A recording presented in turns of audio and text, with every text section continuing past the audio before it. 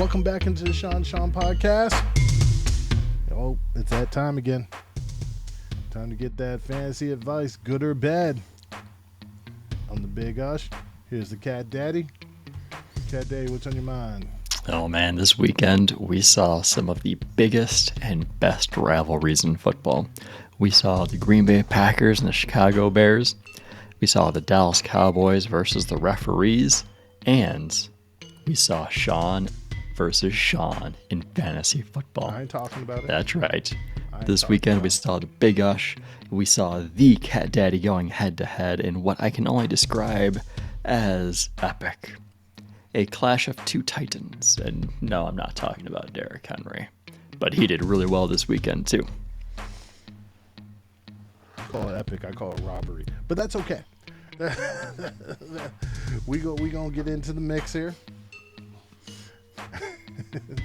Let's just say this. I lost by pretty much, 2.5 points. Lost by one play. What it is. Yes, yes. Jared Allen. Never mind. I'm not going to get into it. Like I said, I wasn't going to get into it. All right. Moving on. Let's cash some receipts. I got a lot of receipts that I got to take my lumps for. So, first up, quarterback. To trust, Sean. I think I'm taking the dub on this one. I picked Tom Brady. How about yourself? I picked Joe Burrow, who put up 271, 3 touchdowns, 1 interception, 20 rushing yards. I feel like I hit on that one. All right, my running back. I picked Joe Mixon. I'm pretty sure I hit there.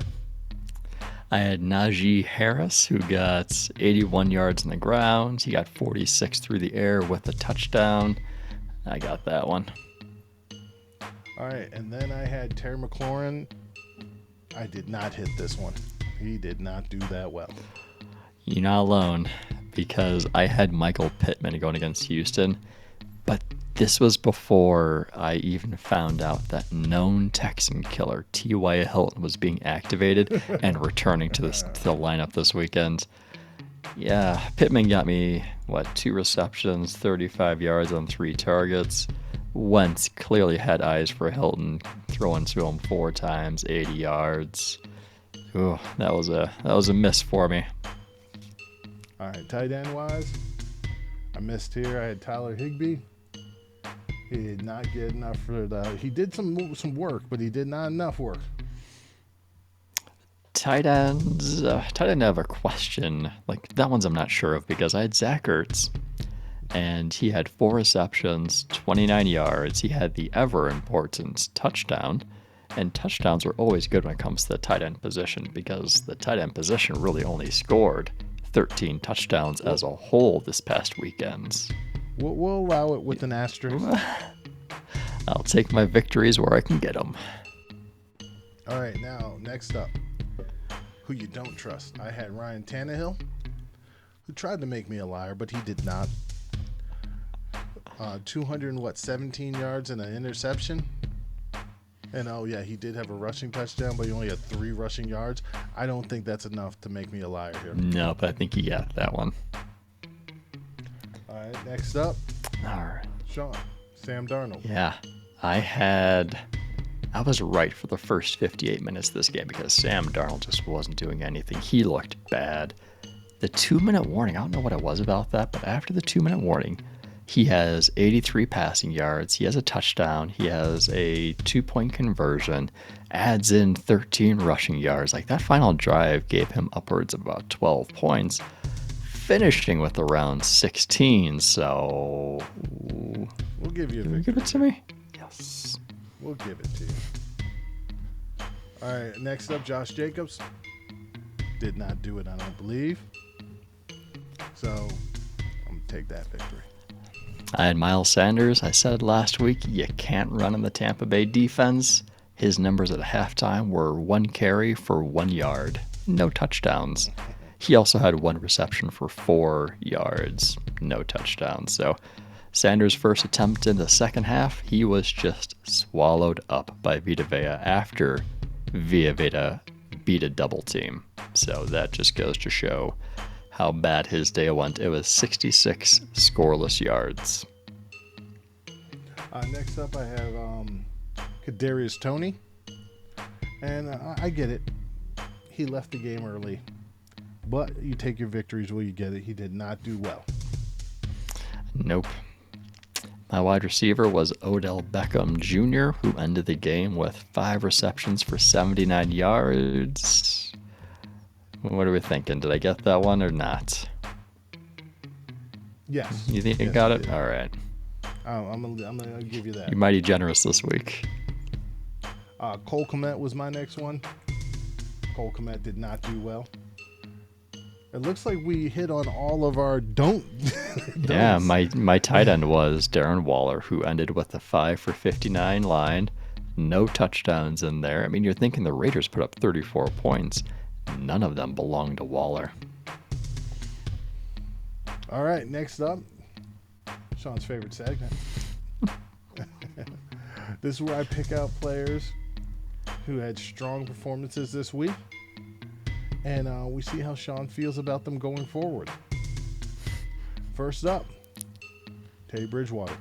Teddy Bridgewater. I am not feeling as good about Bridgewater. I need to see what he looks like when Jerry Jeudy comes back. All right, but I mean, he did put up numbers this week. He did. 334 yards, 3 touchdowns, but he also did have 3 interceptions.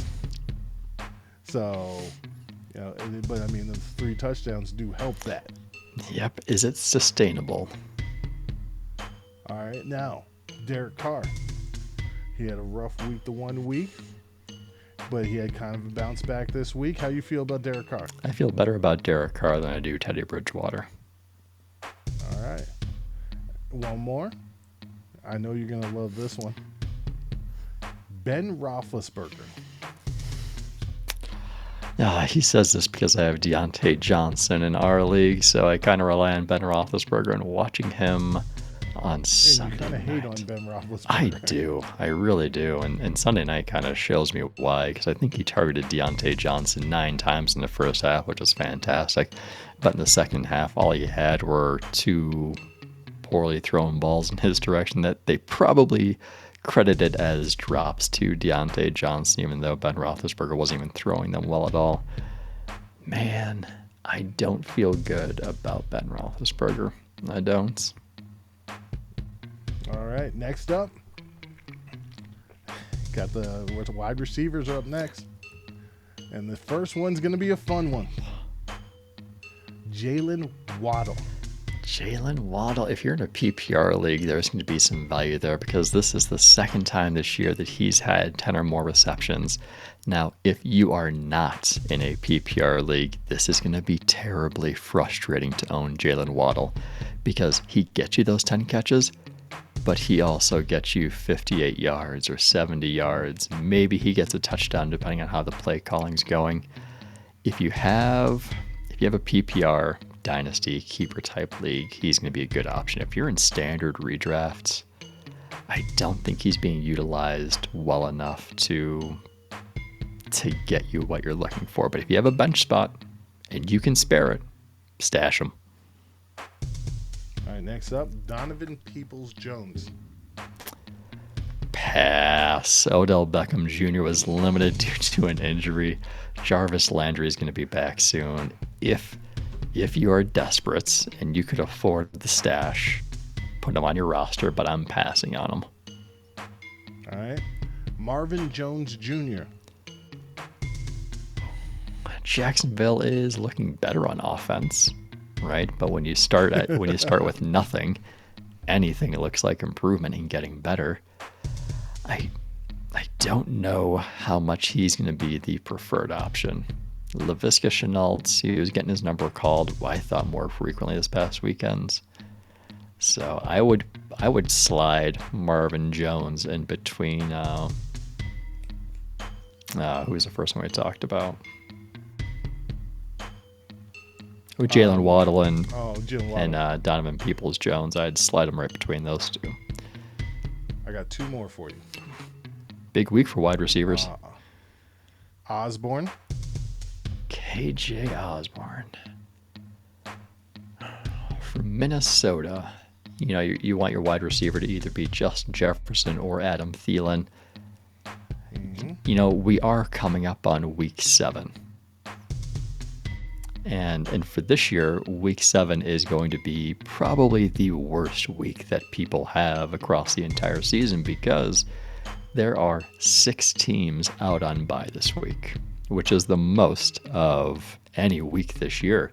And if you're like me, you're already missing several people from your starting lineup. And that's just from the bye week. That's not including injuries. So when you think of wide receiver talents, Osborne could be good, but Minnesota's on a bye this week. Do I pick him up next week? Can Kirk Cousins sustain 3 wide receivers at that productivity? I don't think he can. One more for you. Cole Beasley. This is almost similar to KJ Osborne. You have Stephon Diggs number 1, Emmanuel Sanders comes in, slides into that number 2 role. Cole Beasley becomes a forgotten 3. Yeah, this applies to KJ Osborne too. If you're desperate and you got the spot, put him on your roster. But it's not somebody I'd slide into my starting lineup on a weekly basis. All right, got some more fun stuff for you. J.D. McKissick. J.D. McKissick. He's normally used as a PPR specialist. He's normally that running back that gets you the receptions in the game. If Gibson is forced to miss time, he's going to be put into an expanded role. If Gibson misses time, I like J.D. McKissick, especially this coming week because they're playing Green Bay and you're expecting Washington to be down. And that's what you want too, because in order for J.D. McKissick to have that value, you need them playing catch-up. You need him involved in the passing game. You need them forced to throw. I kind of like J.D. McKissick this week. All right, so I got two players that came from the same school. Ooh. First one, Kenyon Drake. Man.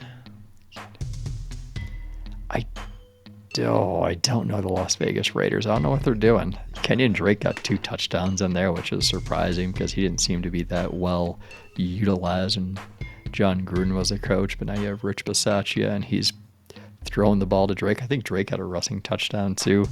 But at this point in the year, you're thinking the running back situation is looking bad this week.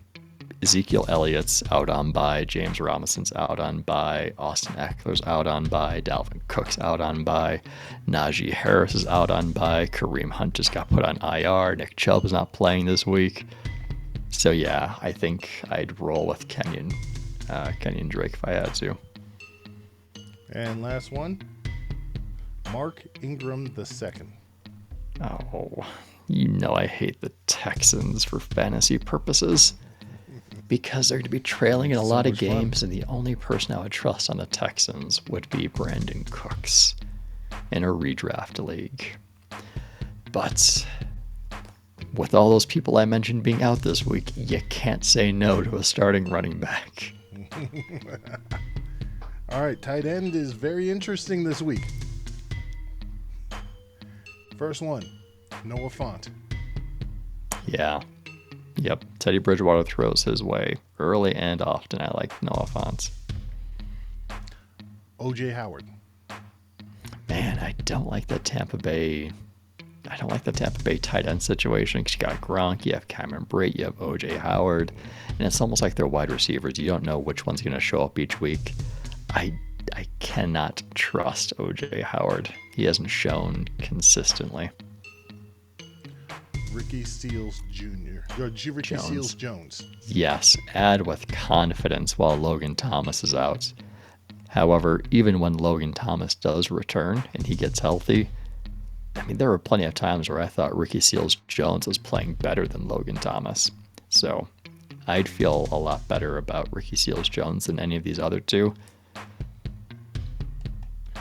2 more. Pat Freiermuth. I am intrigued by Pat Fryermuth. If I had the spots, I would pick him up. Stash? He'd be a stash. He has to show me the consistency before I plug him into my lineup. But if I got that bench spot available, yeah, I'm gonna stash him. All right, last one. Tyler Conklin. It seems like Adam Thielen is Minnesota's red zone targets. Can Tyler Conklin get a couple of looks? Yeah. Do I think it's going to be consistent that will give him weekly value? No, it's as if his role in the offense is small and he's going to be touchdown dependent. So just keep that in mind if you pick him up. All right, moving on to our who do you trust and who don't you trust. I'm going to start my who you trust this week. I have Matthew Stafford torching them Lions. It's just, it ain't going to be pretty. Oh, how funny, because I also have Matthew Stafford as my quarterback to trust. It's a revenge game against the Lions, and the only thing that could make this game sweeter is if it were played in Detroit. My running back to trust is Alvin Kamara. I know the Steelers couldn't do much, but I think the Saints are going to be able to work that Seattle defense. They should be able to. Coming fresh off a bye, too. Yeah. My running back to trust is Leonard Fournette going against Chicago. He is rolling along like he was in the playoffs last year. He's taken the lead back role. He's getting majority of the carries. He's getting the receptions. Ride the train, enjoy it while it lasts. Next up, my wide receiver to trust is Jalen Waddle. They're playing Atlanta. Atlanta's not good. Tua has shown that he likes Waddle as a player, and I actually think the addition of Devontae Parker will help Waddle's numbers. So I got Waddle as a guy to trust.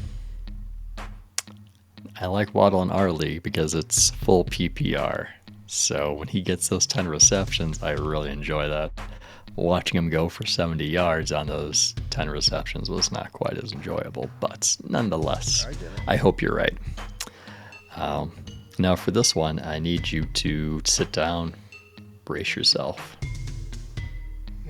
Okay, are you braced? All right, my wide receiver to trust, Jacoby Myers, the New England Patriots going against the New York high-flying Jets. Jacoby Myers almost scored. They're high-flying? Well, it's like a Cessna, but Jacoby Myers almost scored his first receiving touchdown of his career last week against Dallas. Didn't quite happen, called back, but he's going to get one this week against the Jets. We'll see. My tight end to trust, Mike Gesicki. Again, yes, I know I'm putting it all on Tua. Why is he not my quarterback to trust? People might ask. Tua really likes Gesicki. He does. Gesicki's going to get his numbers if it was a good defense or a bad one, and this is a very bad defense. Sean, up next with your tight end to trust. I have Dallas Goedert going against the Las Vegas Raiders. Zach Ertz was just traded to Arizona, so the Dallas Goedert season is now open. All right, now we're going who we don't trust. My quarterback to not trust, and he's played very well this year, Daniel Jones, going against Carolina. Carolina actually does pretty well against wide receivers. They let teams run all over them recently. They were good against the run, and then all of a sudden they started being good against wide receivers.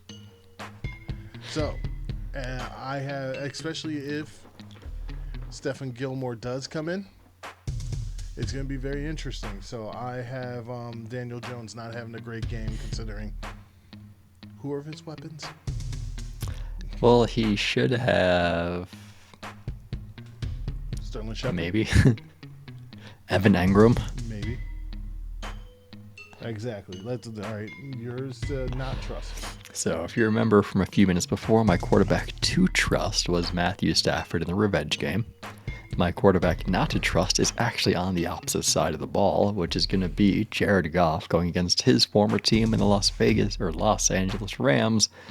And I don't think he's going to have the same outcome that Matthew Stafford's going to have. He's returning to Los Angeles where people may or may not like him. Yes, he's been putting up some good numbers for fantasy purposes this season, but it's been garbage time.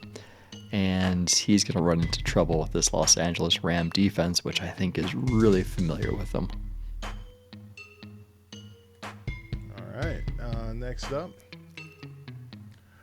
my running back not to trust, Khalil Herbert of the Chicago Bears. And this is a problem. You might have to start him. But he's facing the Bucs, and the Bucs don't let you run on him. They sure don't. Miles Sanders found out the hard way. They don't let you run on them.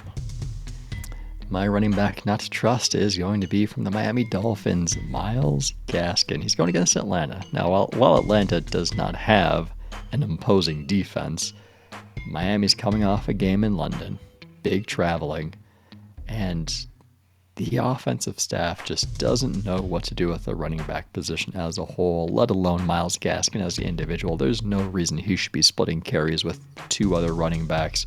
But for some reason, they try it, and they're still doing it. And he is not somebody I would feel confident with this week. All right, my wide receiver not to trust, Tyler Lockett. They're going up against New Orleans. New Orleans has a very good secondary. I just don't, and also Geno Smith. I just don't have the faith in. So there's my reasoning. Funny enough, Tyler Lockett's my wide receiver not to trust as well. For all those reasons you just mentioned, you may have forgotten since New Orleans was on a bye week, but they had a really good defense for the beginning part of the season. They got a week off, and Tyler Lockett just does not look the same without Russell Wilson. That deep ball's missing, and I think that takes away a lot of Lockett's value. All right, next up is my tight end not to trust. Don't chase the what's the word? What's the phrase you said in our pre? Don't chase the brass ring. Don't go chasing waterfalls. Don't go chasing last week's production. O.J. Howard. I get Gronk's not there, but O.J. Howard is a mirage. He's been a mirage since he's been in the league. He's just not that dude. Sean, how about you? Tight end not to trust is going to be Zach Ertz. Yep, just traded to Arizona in a better spot, in a better position than he was with Philadelphia. He's still getting used to the team, though. He's been there for a little bit over a week. I wouldn't expect him to have a big role right away. Now, through all of this, I could be completely wrong, and then my tight ends could be completely backwards. Zach Ertz has another great week. Dallas Goedert falls apart. But we'll see how it is what it is. A lot of tight ends have good matchups this weekend, though. All right, so that's all we wrote for this episode. Sean, any words of wisdom? Yeah. Before the season, I was down on Derrick Henry. The consistently high volume of touches, his punishing running style, the changes to the offense, all of that just didn't sit well with me. But sometimes there are the players who transcend all of these obstacles. And outside of week one, Derrick Henry has proven me wrong. And here's where my words of wisdom come in. I don't know the ins and outs of your league, your roster. And those are sometimes huge variables when it comes to making decisions. So my advice is only a suggestion. It is what I would do if it were my team. But it's not my team. It's your team. I'll help you out as best I can. All right, my words of wisdom is this. If you're trying to do trades, a fair trade will get the deal done. I get it. Everybody wants to win the trade. But don't get mad when you put an unfair trade out there and someone declines it. If you're not trying to do a fair trade, what's the point of trying to do it? Oh man, now you got me started on trades. Now I think I have more words of wisdom. This will make up for me not having one for another segment. Words of wisdom for trading. It's very possible for both sides to win. It's not about I have to win the trade. It's did I make my team better? And sometimes that also involves making the other team better as well. Indeed. So you both can win. It can be a win-win.